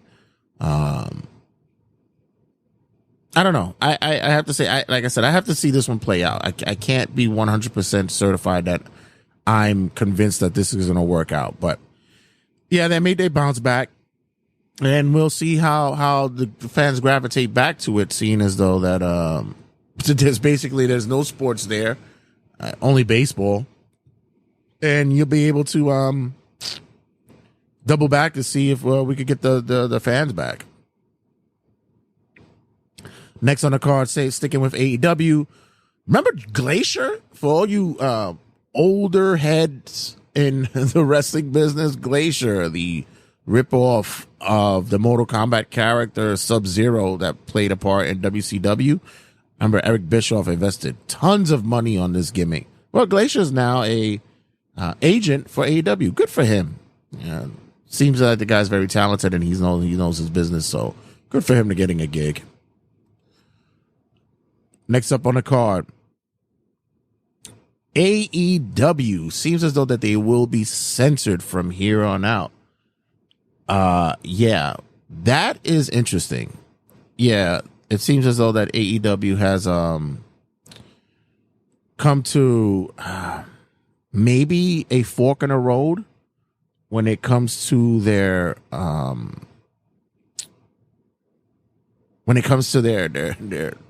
monitoring of language and actions. It looks like Warner Brother Discovery is none too pleased with what's going on. Also, I believe that they're trying to at least salvage something to make it palatable for viewers to be more involved with the product. Yeah, it's interesting. It's interesting. I remember when they said that they were going to be uncensored and uncut, and sure enough, oofa, looks like there's it's a little bit more going on behind the scenes. Do I believe that they're not going to get their TV deal? Yeah, they're going to get their TV deal, of course, but it's going to be how much, what's going to be worth, what's going to happen, what's going to be the longevity, what's the length of it. So I believe that there could be something there to the fact with their censorship. There could be something going on with that. We shall see, right?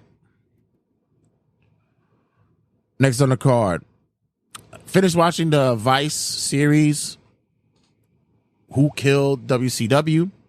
And I have to say that I wouldn't say that I'm a historian, but I am one who knows of the history of WCW, seen countless documentaries, read numerous books on the topic, and I have to say that I'm not quite sure that I learned anything new. The only thing that I did learn was that, the rumor was that Vince bought the company for like $2 million, but it actually was just a little bit over $4 million that he bought the company for, and that Bischoff had some investors lined up to buy that company for $65 million.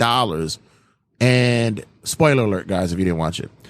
And seems as though that some shenanigans occurred and they took the company away from them right underneath and was sold for pennies on the dollar. Very interesting.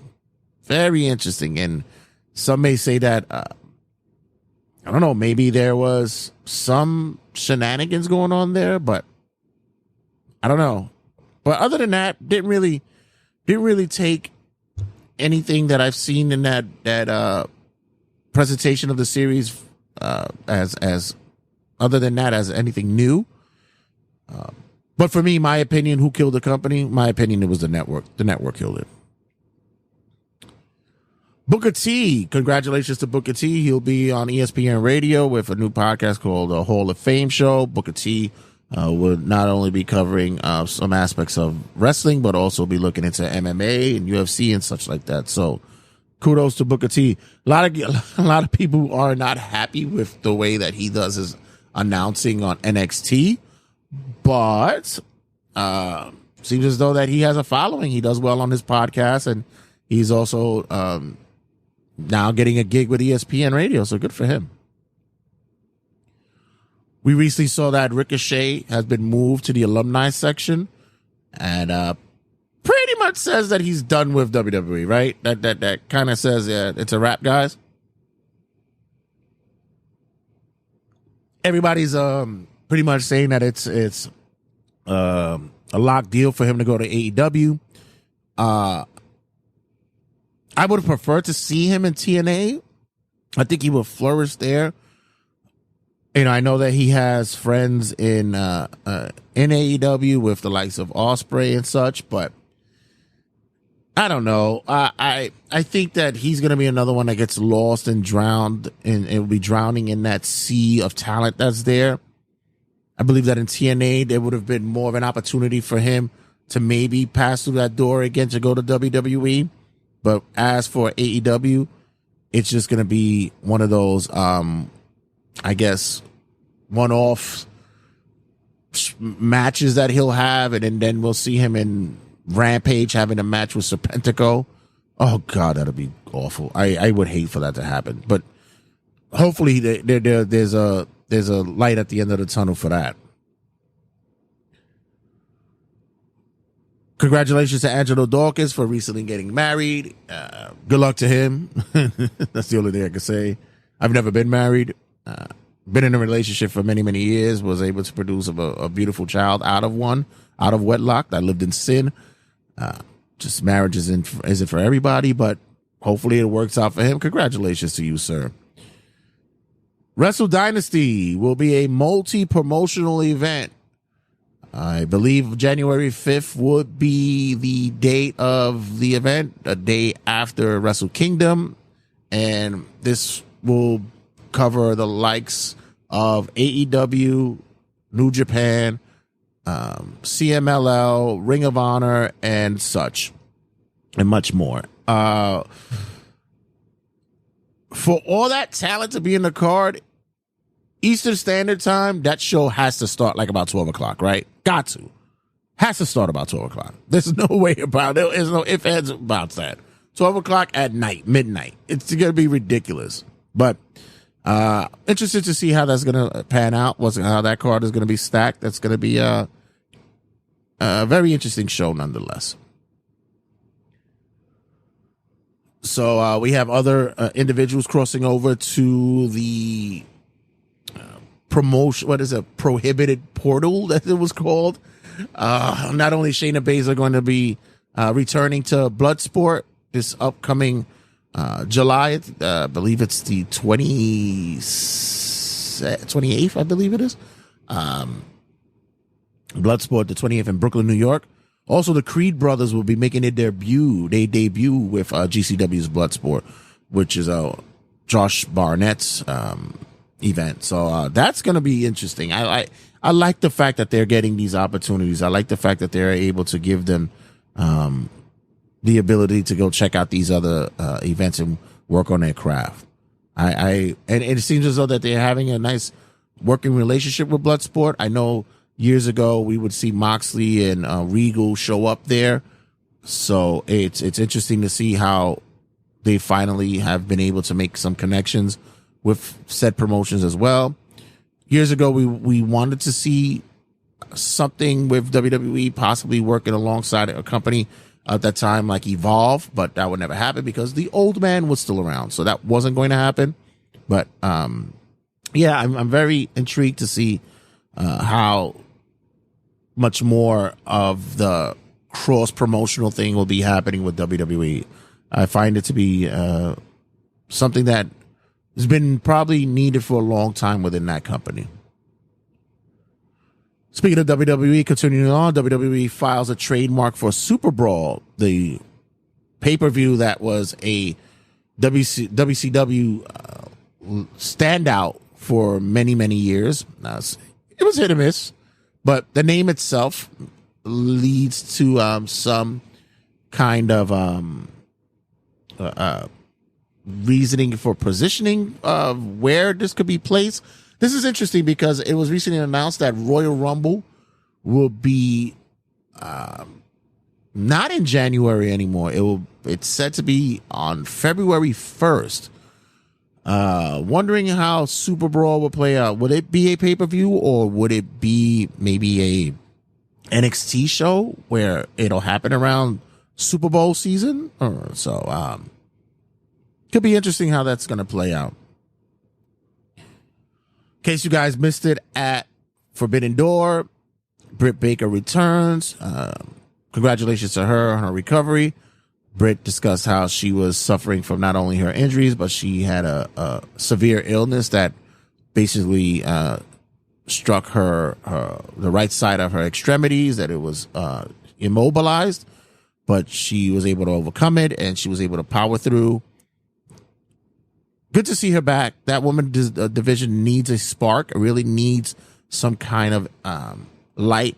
Although Toni Storm is killing it over there, that gimmick is top notch. It is still burning bright over there. And I know Monet is there, but for me, that's not working for me at this time. Maybe not. It seems to not work for a lot of people as well. Tony Khan has mentioned that they have the best women's division in professional wrestling. And I always say opinions are like assholes. Everyone has one, and most of them stink. So who knows? But in any case, he's on the right track by getting Britt Baker back. Hopefully she stays healthy and she's able to bring a rejuvenated spark in that women's division. Angel Garza, one part of Legado del Fantasma, has resigned. There was speculation that he was going to be next out the door, and he recently proclaimed on his social medias and such and says, no, I re-signed for a 3-year contract, so I'm here to stay. Angel Garza is one of those hidden talents that needs to flourish a little bit more. You can flesh him out and you can get more out of him.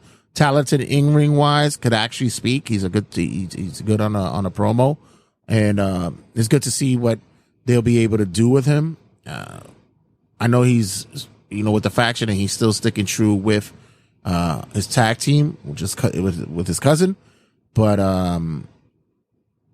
he would be interesting to see how he would play out as a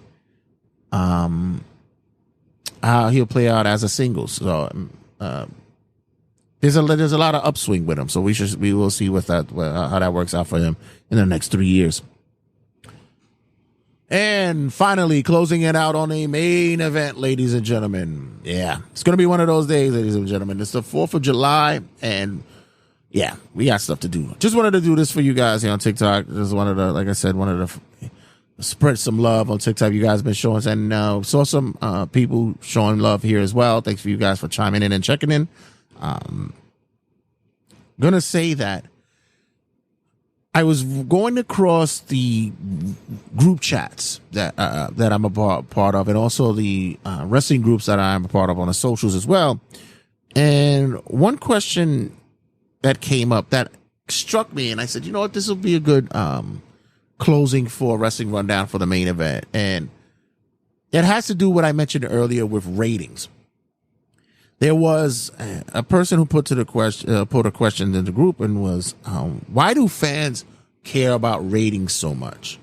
When did this become a thing where ratings was such a big thing? And it got me pondering especially for those who are not involved in the media aspect of wrestling. As silly as this podcast may be, and what in the following that I do have here, I've been doing this for those who don't know, been doing wrestling, Turnbuckle Tabloid for 7 years, been podcasting for almost 9. So I could say that I'm somewhat media, I guess. I don't know if you want to put it that way. But for that, I watch and monitor ratings because it's a conversation to have with you, the listener, and you, the viewer. It's also one to say because it's widely viewed and open to the masses. Is it a barometer, a scale of following and fandom of said promotions or shows? Yes and no. There's a common denominator when it comes to what ratings and how does it equate with the product connecting with fan bases. But also at the same time, with so many outlets in which individuals watch professional wrestling these days, be it live, be it DVR recordings, via from other sources, other outlets as streaming devices and such, it's not so much of an exact scale as it was years ago when it had to do with Nielsen ratings. Yeah, that's a throwback right there. I'm of an age that we used to get the envelope in the mail, and they would have to do a checklist of shows that we would be watching, and we would have to send it back to the Nielsen company so they could monitor who was watching what. You would be considered part of the Nielsen family when you did that. So yeah, I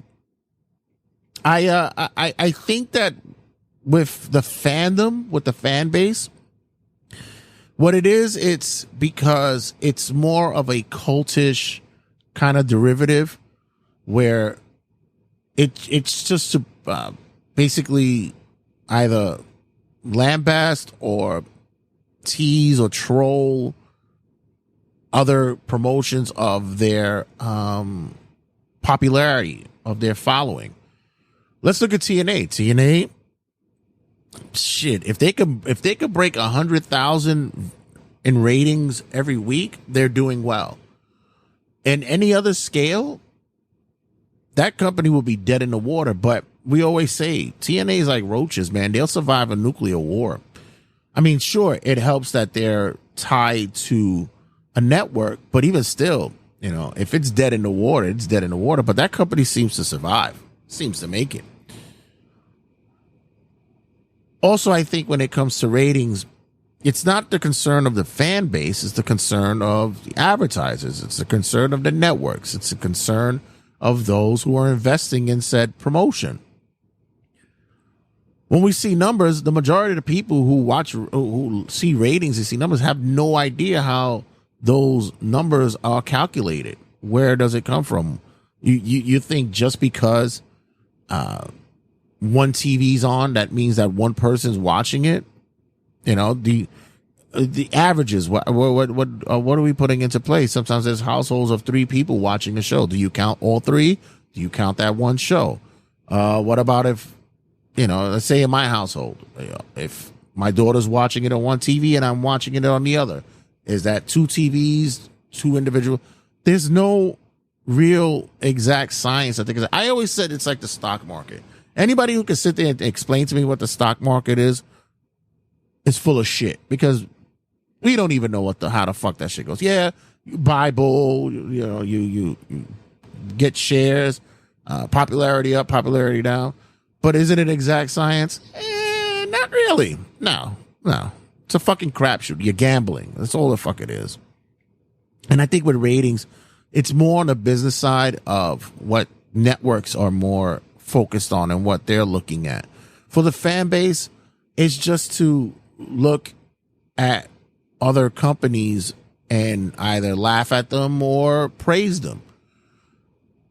Raw has always had a steady, flow of 1.5 to 1.8 million viewers a week.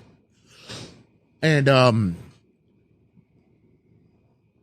that keeps, that kept that ship steady for years. SmackDown is always over 2 million. Excuse me. There's over 2 million because they're on an open network. There's, believe it or not, there's still people who don't have cable. They'll watch television analog, or they'll even watch it through streaming apps. That's just, sometimes how they connect. And, it's all about what's the barometer, what keeps them afloat, what keeps the advertisers coming in. For the fan base, there's not really any reason for you to really care about it. I've always said just enjoy the product, or try to enjoy the product. I can't force you to, it's like that old terminology. I could lead a horse to water, but I can't make him drink it. Yeah, I could show you wrestling, but I can't force you to enjoy it. There's other aspects, there's other genres of professional wrestling I'm not a big fan of. Not a big fan of deathmatch. That's other people's cup of tea. For me, it's not. I don't enjoy it. I don't enjoy an excess of blood every match. That just doesn't do it for me. It takes me out of watching it. But just as a product of its own, wrestling is just what it is. And you're going to have your good weeks, you're going to have your bad weeks, and it just happens the same way. Like if you're a sports fan, your team is going to win one week, you're not going to win another week. It just happens. Game by game, you're playing it by show. The one thing I did take out of that Who Killed WCW series was the Vince Russo aspect, where it's like you're producing a show. It's a television show. And it's not only professional wrestling. And I think sometimes that gets lost in the mix when it comes to the fan base as well. Sure, you're going to get your matches in between. And yeah, I could say for like WWE, I would like a little bit more wrestling than they offer sometimes. But at the same time, I have to understand that it's a television show.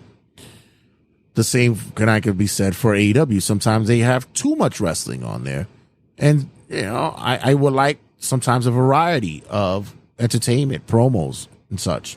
And sometimes that's not there. But it's what fits your pleasure. It's what's your bang for your buck. And when it comes to the ratings wise, fans shouldn't really be involved in that. They shouldn't really care about that. That's not something that they should be invested in. That's not their, that's not something that they should be really preoccupied with. Be preoccupied with what's going on in the show, on the show. Be preoccupied with getting your favorites over, booing the heels, having the shock and awe that's going on with professional wrestling. Stop worrying about the numbers. The numbers don't really matter to you. It doesn't really matter to me either. It's just something that I have as a subject matter on my outline when I do a wrestling rundown. But at the end of the day, it doesn't matter to me. What matters is the content and what goes on in the show. And I think that's what a lot of wrestling fans are missing out when it comes to enjoying professional wrestling. But I digress. All right, guys, going to leave that to you here. I hope you guys are enjoying your barbecues. I hope you guys took a moment in time just to have a special wrestling rundown moment with me on TikTok as a TikTok exclusive. And I'm going to be doing a little bit of these a little bit more often, try to connect with you guys on TikTok separately than we would do on the other socials. But also, please enjoy us on all the other social media outlets. Get us on the Facebook liking group page. Get us on the Instagrams.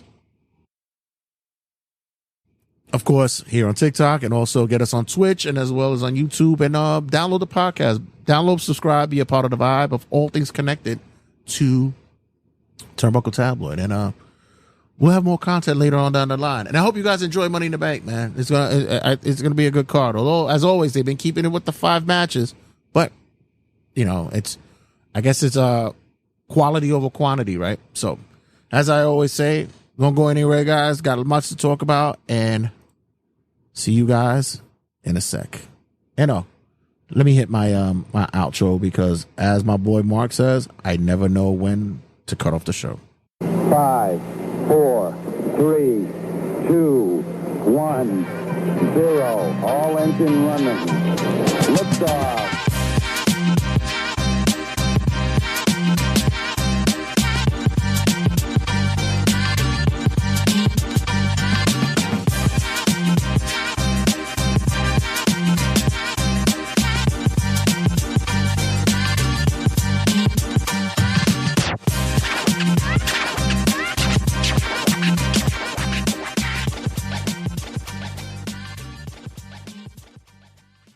Turnbuckle Tabloid.